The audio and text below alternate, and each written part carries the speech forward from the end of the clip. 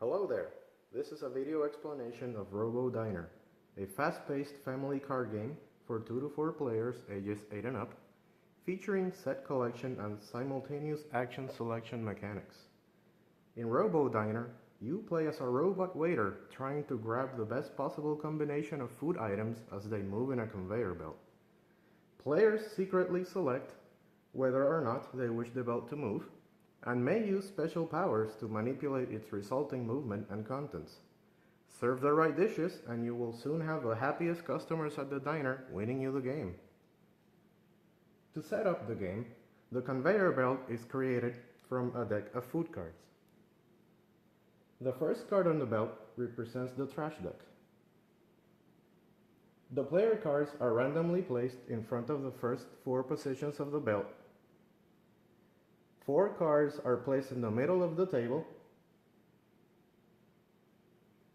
Each player is dealt 3 power cards, and a player is randomly given the first player token. Gameplay follows a sequence of game rounds that last until the food items run out. At the start of a round, players are going to secretly choose one of these action cards. And then everyone is going to simultaneously reveal them when ready. All players have the same 2 action cards. One card will cause the conveyor belt to move forward by 1 step, and the other card does nothing. Once all players reveal their action cards, the belt is going to move 1 step forward for each player that pressed the button. For example, if 2 players pressed the button and the other 2 players did not, then the belt is going to move 2 steps forward. 1, 2.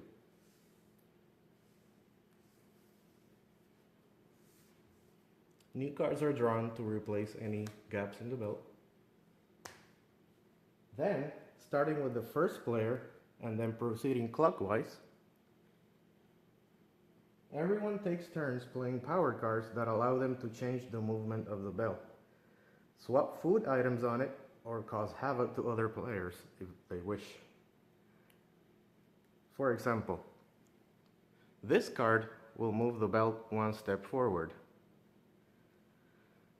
This card will move the belt 2 steps forward.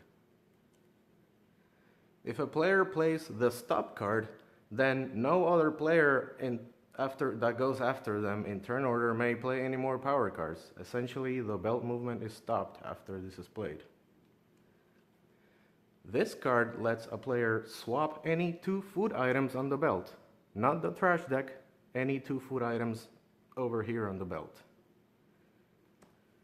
This card lets a player go into the trash deck and pull a card and then swap that card with any other card on the belt. This card allows a player to swap 2 positions of 2 robot waiters down here. It doesn't have to be the player that played the card, it can be any 2 robots. This card lets a player recycle the fish. Notice that the fish has a red unhappy face here. That means that card is worth negative points at the end of the game. But if a player manages to recycle the fish, then they've just turned the fish into points, essentially.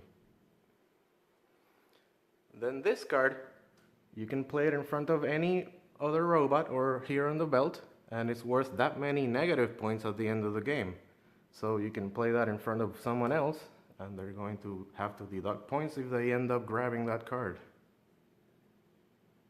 After resolving the effects of a power card, you immediately draw another card to replace it. Instead of playing a power card, you can also discard any number of power cards and then draw back as many as you discarded in case you don't like your hand, for example. But you can't play any cards if you discard them. That will be your turn. Or if you do not want to play or discard any power cards, then you can just pass your turn.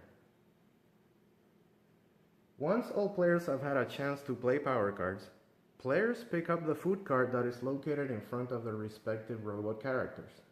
If there are multiple cards on the same spot on the belt, the player will only grab the top card. Any cards under it get discarded. For example, if this player had recycled that fish and then someone else wanted to be mean, they could put a bomb on top, then the blue player will end up grabbing the bomb. These cards would get discarded. The red player would receive this card, the green player would receive this card, and the yellow player would receive this card. And then the belt cards would slide over as normal.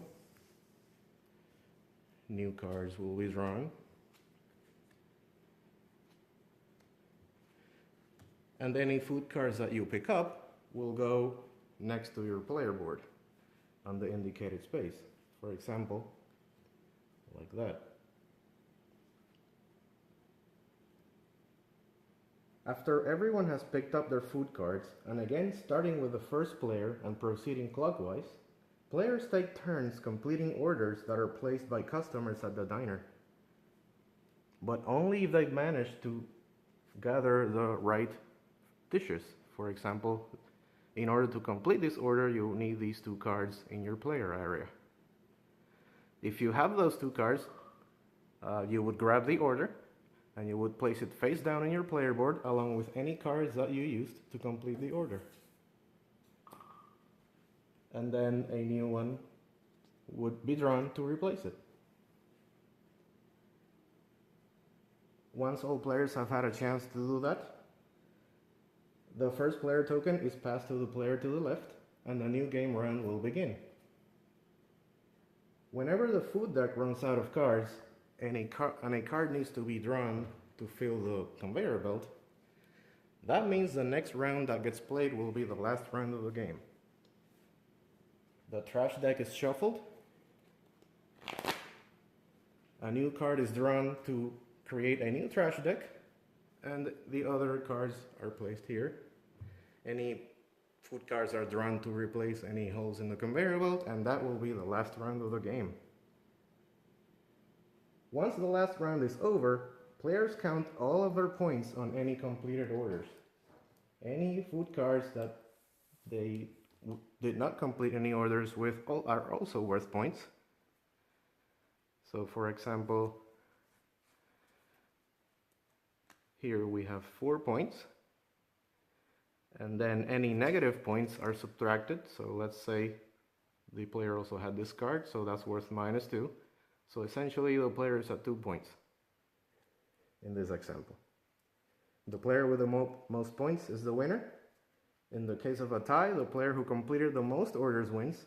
And if there's still a tie, both players celebrate victory or can play another game to determine who the real victor is. And that is the game. I hope you enjoyed the video. Thank you for watching. I'm Jan Gonzalez.